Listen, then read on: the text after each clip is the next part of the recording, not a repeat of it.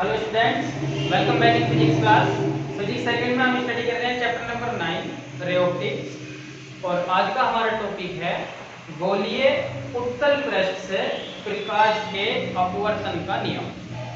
Okay, इससे पहले जो हम स्टडी करे हैं उसमें हमारा जो था वो गोलीय अवतल पृष्ठ था और ये है हमारा गोलीय उत्तल पृष्ठ।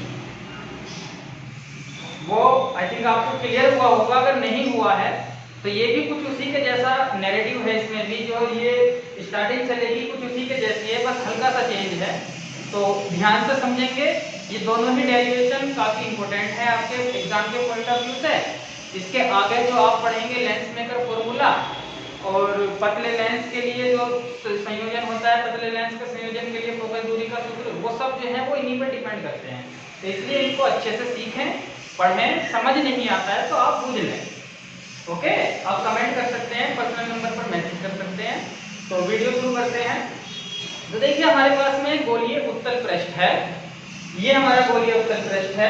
इधर का भाग जो है वो उसी माध्यम का बना हुआ है जिस माध्यम का गोलीय उत्तल पृष्ठ है। हम कह सकते हैं कि अगर ये कांच का है तो ये भी इधर कांच ही है। तो ये सघन माध्यम है कांच, और इधर हमने वायु छोड़ी हुई है, ये वायु का हिस्सा है इधर का। ये हमारी एस पी एस डैश जो है ये सरफेस को यहाँ पे डिफाइन दिखा रहा है हमको। और ये N2 इस सघन माध्यम 2 का अपवर्तनांक है, N1 सघन विरल माध्यम 1 का अपवर्तनांक है, निरपेक्ष अपवर्तनांक। अब देखिए क्या है कि इस पृष्ठ के सामने हमने कोई वस्तु रखी हो, ये वस्तु हमने इस पृष्ठ के सामने रखी है। वस्तु से प्रकाश की किरणें दो चली, एक ये चली जो मुख्य अक्ष के समांतर, मतलब मुख्य अक्ष के ऊपर ही जा रही है।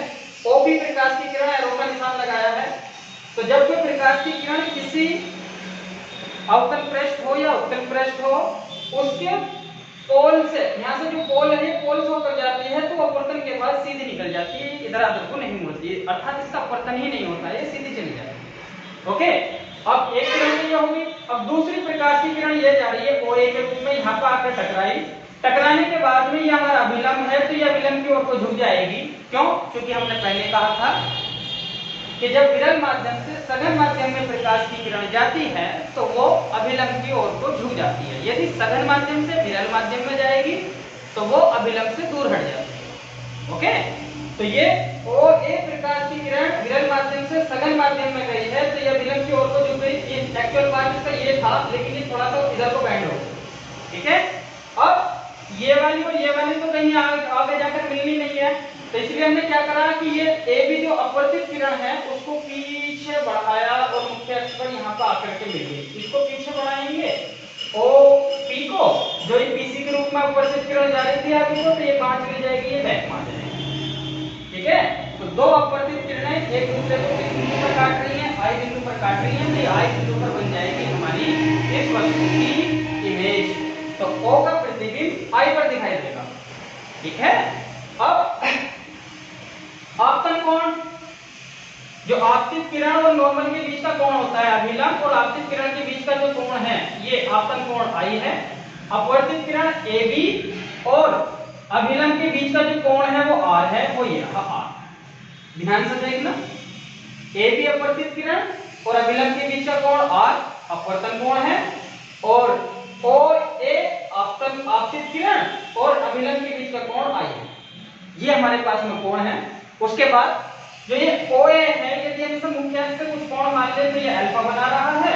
जो I पॉइंट है, ये वाली जो लाइन है वो मुख्य अक्ष के साथ बीटा कोण बना रही है, और ये जो C है ये नॉर्मल है वो मुख्य अक्ष के साथ में गामा कोण बना रही है। तो तीन कोण तो ये हमारे ये हैं, एक आपतन कोण है, एक अपवर्तन कोण है, और तीन कोण वो है जो ये रेखा है, जो ये किरणें जो हैं वो मुख्य अक्ष के साथ बना रही है। ओके, अब डिस्टेंस देखिए, कुछ ना कुछ तो दूरी पर आपने ऑब्जेक्ट को रखा ही हुआ है, तो सभी दूरियां जो है हम पोल से मेजर करते हैं। तो पोल से वस्तु तक की जो दूरी होगी PO वो U मानी गई है। पोल से प्रतिबिंब तक की दूरी को V माना गया है। पोल से C तक की दूरी अर्थात वक्रता त्रिज्या को R माना गया है। ओके, ये था हमारे स्टार्टिंग में यहाँ पर क्या बना हुआ। अब हमें इससे डायग्राम बनाना है। डायग्राम किसमें, ये जो डायग्राम बना हुआ है, अब हम इससे डेरिवेशन करना है। अब डेरिवेशन में हम चाहते क्या हैं, डेरिवेशन में हम ये चाहते हैं कि जो ये अपवर्तनांक है, ये विरल माध्यम का है, ये सरल माध्यम का है। और जो ये दूरियां हैं u, v और r, इनका पांचों का जो 5 वेरिएबल्स हैं, इन पांचों का आपस में क्या संबंध है। यदि हम किसी एक माध्यम का अपवर्तनांक बदल दें तो इस इमेज पर बनने वाली पर क्या इफेक्ट पड़ेगा। तो उसके लिए एक फॉर्मूला ड्राइव होगा, जैसे पिछली क्लास में हुआ था पिछले अवतल पृष्ठ के लिए, उसी प्रकार से इस उत्तल पृष्ठ के लिए होगा। ओके, अब चलिए शुरू करते हैं। तो हमारे पास में कुछ दूरियां दी गई हैं, उनको लिख लेते हैं। तो PO कितनी दी गई है, U, वस्तु तक की दूरी U, लेकिन ये लेफ्ट साइड में मेजर कर रहे हैं हम। कैसे साइड में मेजर कर रहे हैं, लेफ्ट साइड में, ठीक है। तो इसलिए पोल के बाईं ओर है तो इसको कैसा लगाएंगे, माइनस का U। V भी किधर, ये जो इमेज बनी है ये भी पोल के बाईं ओर बनी है, तो इसकी भी वैल्यू कैसी रखेंगे हम, माइनस की V। अब जरा देखें PC, ये जो R है वो पोल के राइट साइड में चली गई, इसलिए इसको कैसा रखेंगे, PC = R। मेजर करने के लिए ये जो साइन कन्वेंशन है इसको ध्यान रखने के लिए हमने पहले ही बताया था, आप फिर समझ लें कि पोल के बाईं ओर नेगेटिव दूरी मेजर करते हैं, पोल के दाईं ओर पॉजिटिव दूरी मेजर करते हैं, जबकि प्रकाश की जो किरणें हैं वो बाईं से दाईं ओर को जा रही है, इधर से इधर को जा रही है, आपतित हो रही है। दूसरा हम इसको ऐसे भी कर देते हैं कि जो प्रकाश की किरण जिधर से आपतित होती है उसकी दिशा में मापी गई दूरियां प्लस और उसकी विपरीत दिशा में मापी गई दूरियां ऋणात्मक होती है, माइनस की होती है, और सभी दूरियां पोल से मेजर होती है। ठीक है, ओके। तो यहाँ तक हो गया हमारा, ये हमने यहाँ पे दूरियां लिख ली। अब हम आगे शुरू करते हैं। देखिए मुझे लगाना है स्नेल्स लॉ, तो स्नेल्स लॉ के लिए जो मुझे चाहिए वो एंगल I और एंगल R चाहिए। तो पहले एंगल I और एंगल R निकाल लेते हैं, उसके बाद स्नेल्स लॉ लगा लेंगे उसमें। तो सबसे पहले क्या, स्नेल्स लॉ क्या कहता है इसे, साइन आपतन कोण बटे साइन अपवर्तन कोण बराबर होता है n2/n1 या n2/1 अपवर्तनांक, ऐसे होता है। तो स्नेल्स लॉ लगाने से पहले एंगल निकाल लेते हैं, शायद स्नेल्स लॉ लगा लें, दोनों आपकी मर्जी है, जैसे चाहे वैसे डेरिवेशन शुरू कर सकते हैं। चलिए स्नेल्स लॉ लगा लेते हैं। स्नेल के नियम से, देखिए स्नेल के नियम से क्या होना चाहिए, साइन आपतन कोण बटे साइन अपवर्तन कोण बराबर होना चाहिए n2/n1 या n1 sin I बराबर n2 sin R।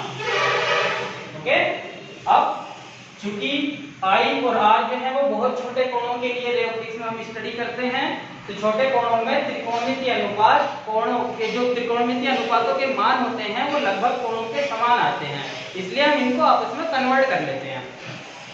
तो हम क्या कर सकते हैं,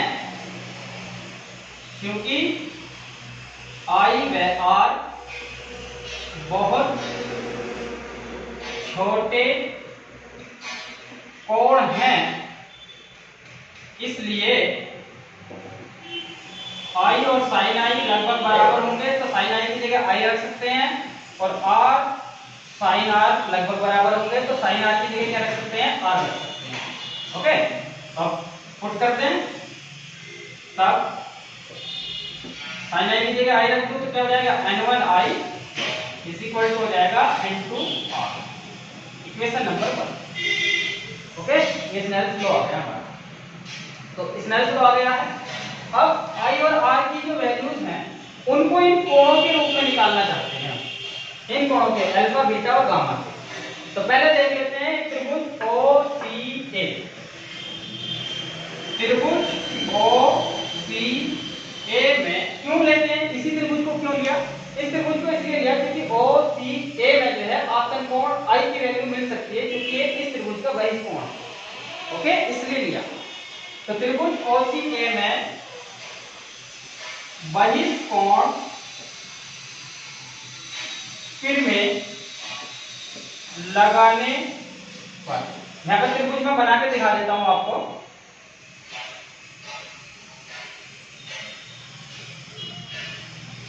ये C पॉइंट है, ये O पॉइंट है, ये अल्फा है, ये गामा है, और यहाँ पर जो है ये इसके और इसके बीच का कोण नॉर्मल के जो नॉर्मल बना हुआ है, इन दोनों के बीच का कोण जो है वो I है। ठीक है, तो ये कोण आई है। तो बाइस कोण फिर में क्या कहती है कि एक बिंदु पर जो बाहर कोण बन रहा है बाकी दोनों बिंदुओं के अंतर कोणों के योग के बराबर होता है। तो I इज इक्वल टू क्या होना चाहिए, alpha plus gamma. Equation number 2 मानते I की वैल्यू मिल गई। अब इसी प्रकार से एक और त्रिभुज लेंगे, उसमें से R की वैल्यू निकालेंगे। तो R की वैल्यू निकालने के लिए क्या करेंगे, कौन सा त्रिभुज ले सकते हैं, त्रिभुज ICA। देखें ICA। अब ICA में देखेंगे तो ये रहा, इन दोनों साइड के बीच में बनता है ना यार। तो R मेरे को चाहिए तो ये बाहर का कोण बन जाएगा, तो इसलिए इसमें 22 कोण फ्री में लगा सकते हैं। त्रिभुज ICA में 22 कोण फिर में लगाने पर, यूज करने पर, तो पहले त्रिभुज को बना के देख लेते हैं। ये कुछ ऐसा त्रिभुज है IC, ये एंगल बीटा है, ये एंगल गामा है, और ये हो गया हमारा ऐसे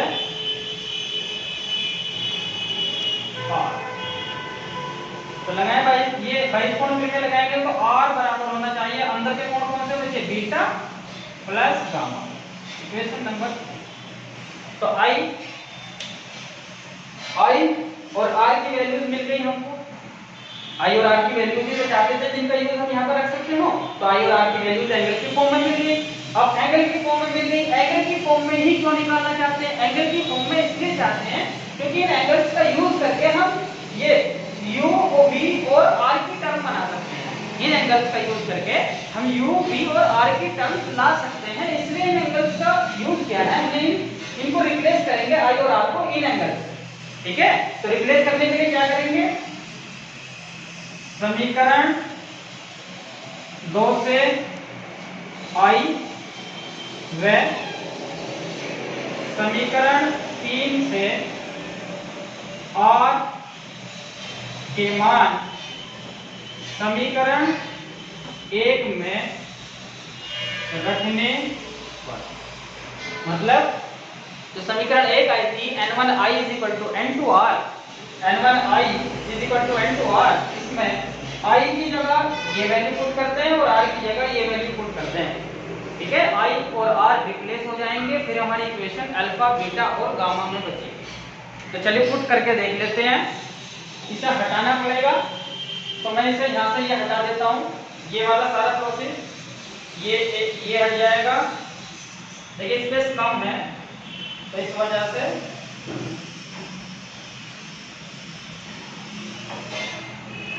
ये बना लिए हैं हम। रखने पर रख दें तो क्या हो जाएगा, n1 I की जगह alpha plus gamma = n2 R के स्थान पर बीटा प्लस गामा, ठीक। तब इनको भी रब कर लेते हैं, यहाँ से स्पेस 4 मिल जाएगा। ध्यान से सीख लें स्टेप बाय स्टेप कैसे डेरिवेट करना है। मल्टीप्लाई कर लें, n1 alpha plus n1 gamma = n2 beta plus n2 gamma. अब देखिए ये गामा तो इसको उधर ले जाए और इसको इधर कन्वर्ट कर सकते हैं, तो ये हो गया n2 beta plus n1 alpha = n2 gamma minus n1 gamma, या minus n2 beta plus n1 alpha, यहाँ पर गामा को बना सकता है तो n2 माइनस। इक्वेशन नंबर 4 3 मान चुके हैं, ये आ गई हमारी इक्वेशन नंबर 4। ओके, देखिए यहाँ तक ले आए हम। अब मेरे को ये एंगल भी नहीं चाहिए अल्फा बीटा गामा, क्योंकि ये भी हमें कहीं नहीं मिलेंगे। हमको केवल क्या मिल सकता है, हमको केवल ऑब्जेक्ट का डिस्टेंस मिल सकता है u, रेडियस ऑफ कर्वेचर की वैल्यू कोई दे सकता है, और यह v हमको काउंट करना पड़ सकता है, जबकि हमें ये निरपेक्ष अपवर्तनांक दिए गए। तो एंगल भी हमें कोई चीज देगा, तो अब इन एंगल को भी रिमूव करना पड़ेगा। अब इन एंगल को रिमूव करने के लिए हम क्या कर सकते हैं, यहाँ पर ये अल्फा बीटा गामा सिंपल है, तो इन्हें किसी ऐसे ट्रिग्नोमेट्रिक रेशियो त्रिकोणमितीय अनुपात से चेंज करेंगे, लगभग बराबर वैल्यूज आती हैं। तो जैसा हमने साइन आई को आई मान लिया था, साइन आर को आर मान लिया था, वैसे अल्फा को साइन अल्फा भी मान सकते हैं, टेन अल्फा भी मान सकते हैं, कोट अल्फा भी मान सकते हैं। तो हम उस प्रकार का त्रिकोणमितीय अनुपात यूज करेंगे यहाँ पर जिसमें ये वैल्यूज आ जाएं, ये वैल्यूज बचे बस। तो हम जो देखते हैं तो वो 10 वैल्यू ऐसी होगी जो इन तीनों त्रिभुजों के लिए ये आपस में रिलेशन ला सकती है, क्योंकि वहां से h जो है वो कैंसिल आउट हो जाएगा सबके, ओके, क्योंकि हमारे पास में वो ये h ही दिया हुआ है। तो अब हम देखें अगर तो त्रिभुज देखिए अल्फा की वैल्यू अगर मैं निकालना चाहूं तो tan अल्फा की फॉर्म में तो वो आ जाएगा ये वाला त्रिभुज OAM, यहां से लंबवत आधार पे h अपॉन u आ जाएगा, ओके।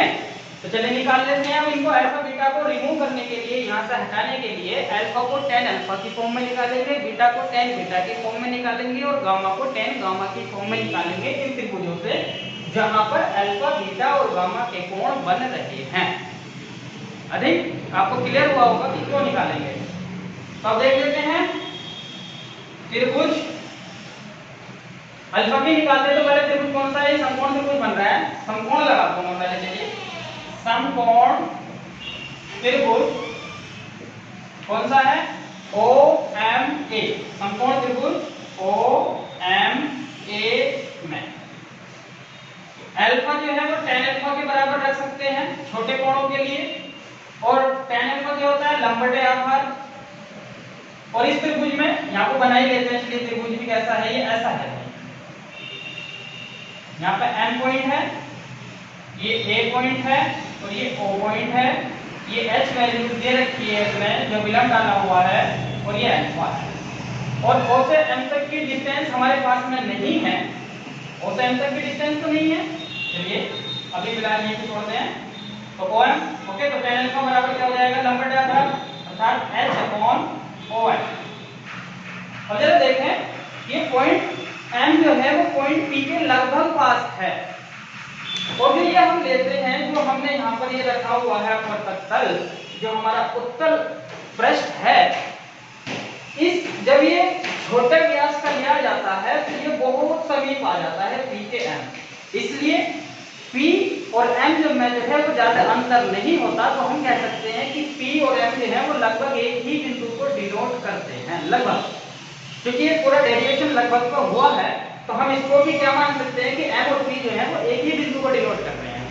तो अब आप OP की जो डिस्टेंस है वो OM के बराबर ही होगी लगभग, तो हम OM की जगह क्या रख सकते हैं, OP रख सकते हैं, अर्थात सभी वैल्यूज में जहां पर M आएगा M को P से रिप्लेस करेंगे। तो OM की जगह क्या रख सकते हैं, OP या PO, ठीक है, PO रखा है यहाँ पे, चलिए PO रख लो, PO, ठीक। अब PO की वैल्यू हमारे पास है, तो tan अल्फा या अल्फा बराबर tan अल्फा कितना आ गया मेरे पास, H अपॉन माइनस, ठीक। इसी प्रकार दूसरे समकोण त्रिभुज लेंगे, IMA, समकोण त्रिभुज IMA में बीटा बराबर tan बीटा, जब देखेंगे देखिए IM ये आधार और AM ऐसा बन रहा है, ये बीटा IMA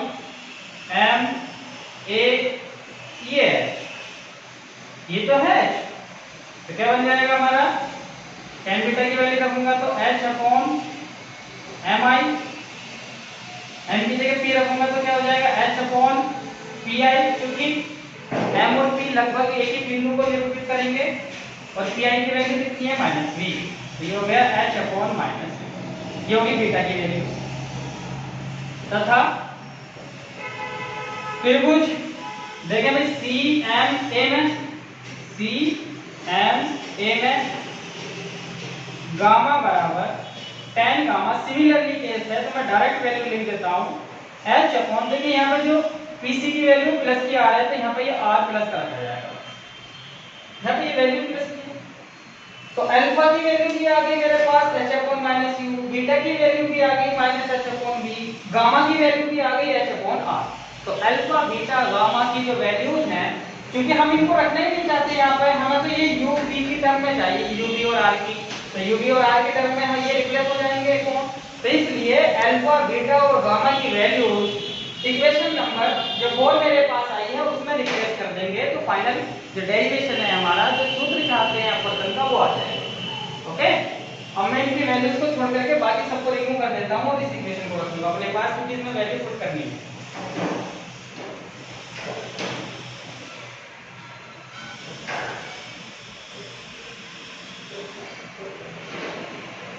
ये आई है अल्फा की वैल्यू,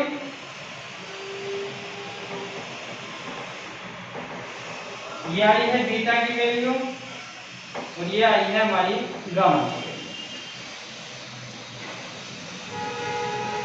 इस इक्वेशन में बीटा की जगह क्या रखूं मैं, h अपॉन माइनस बी,